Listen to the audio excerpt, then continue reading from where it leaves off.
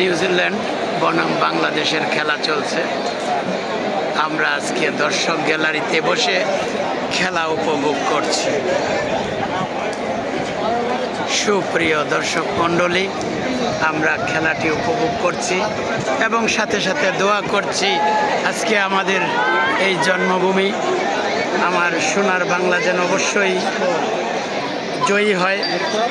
আপনারাও অবশ্যই দোয়া করবেন। প্রথম বলেই 4 মেরেছে, দ্বিতীয় বলে কোনো রান হয়নি, তৃতীয় বলের জন্য প্রস্তুতি নিচ্ছে। এখন তৃতীয় বলটি মোকাবেলা করবে।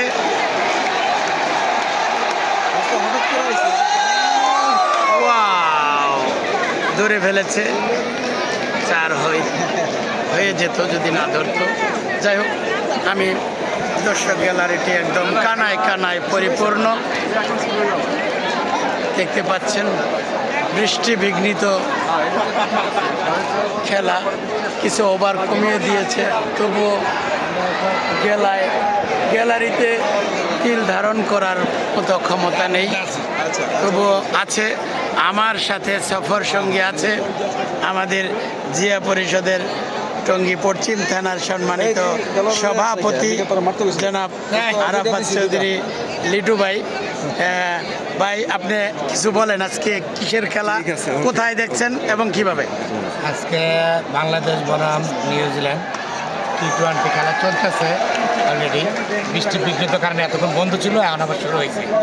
তো যাই হোক, আমরা হঠাৎ করে আসলে মিরনের সাথে কথা যে চলো খেলা দেখতে চাই, এইভাবে চলে আসলাম।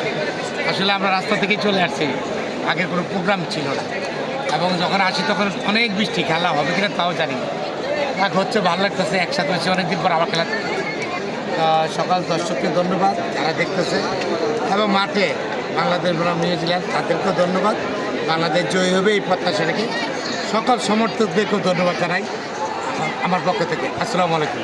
ধন্যবাদ মিরন ভাই। আপনার কেমন লাগছে আজকের এই খেলাটি উপভোগ করছেন এবং আমাদের সাথে আপনার সাবেক 54 নং ওয়ার্ডের জাসাসের সভাপতি, ওনার সাথে বসে খেলা দেখছেন। আজকে আপনি গাজীপুর মহানগরী কি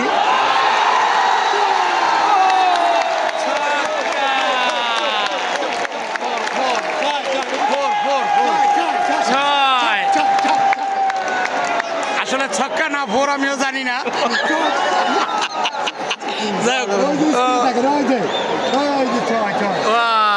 আচ্ছা, যাই হোক, মিরন ভাই কথা বলতেছিল, আমাদের আনিসুর রহমান মিরন ভাই কথা বলবে।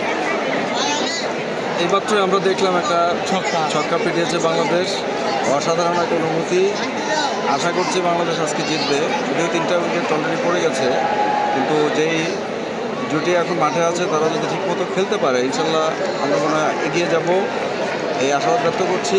সবাই বাংলাদেশের জন্য দোয়া করবেন। আল্লাহ হাফেজ। ধন্যবাদ মিরন ভাই, আপনি অনেক সুন্দর কথাই বলেছেন। অবশ্যই আজকে বাংলাদেশ জিতবে, আমরাও আশা করি জিতবে। একদম পুরা